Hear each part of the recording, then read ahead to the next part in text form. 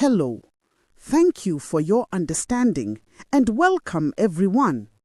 President Hakainde Hichilema has revealed that he reached out to authorities in South Africa, Zimbabwe, and Turkey in a strategic move aimed at cornering former Foreign Affairs Minister Joseph Malanji and securing the helicopters allegedly linked to him.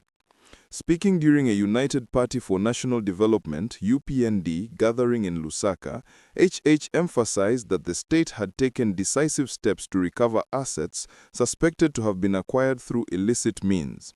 He stated that once the legal process concludes, the helicopters in question would be handed over to the Zambia Air Force, ZAF, reinforcing the government's commitment to reclaiming public resources and strengthening national institutions.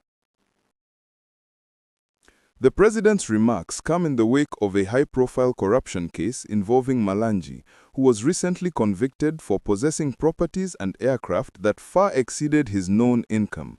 The case has drawn significant public attention, not only because of the scale of the alleged embezzlement, but also due to the international dimensions of the asset recovery process. HH's decision to engage foreign governments underscores the transnational nature of financial crimes and the necessity of diplomatic cooperation in asset tracing and repatriation. By naming South Africa, Zimbabwe, and Turkey, HH signaled that the helicopters may have been registered, stored, or maintained in jurisdictions outside Zambia, complicating the recovery process. His proactive outreach to these countries suggests a coordinated effort to prevent the concealment or relocation of the aircraft, which have become symbolic of the broader fight against corruption in Zambia. The president's statement also reflects a growing trend among African leaders to leverage regional and international partnerships in tackling financial crimes that transcend borders. Analysts note that HH's public disclosure of these diplomatic engagements serves multiple purposes.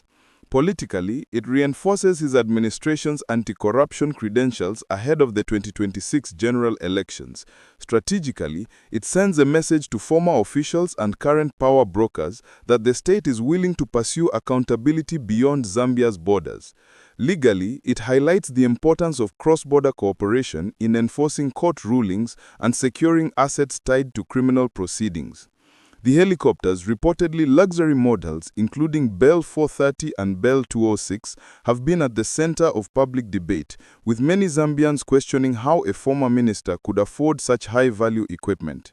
HH's pledge to donate the aircraft to ZAF once the courts finalize their rulings is seen as a move to convert symbols of excess into tools of national service. It also aligns with broader efforts to rebuild public trust in government institutions and demonstrate that recovered assets can be reinvested for the public good. In sum, HH's statement reflects a multifaceted approach to governance, blending legal action, diplomatic outreach, and public messaging. It illustrates how asset recovery can serve not only as a tool of justice, but also as a platform for political renewal and institutional strengthening. As Zambia continues to grapple with the legacy of corruption, such gestures may prove pivotal in reshaping public perceptions and reinforcing the rule of law.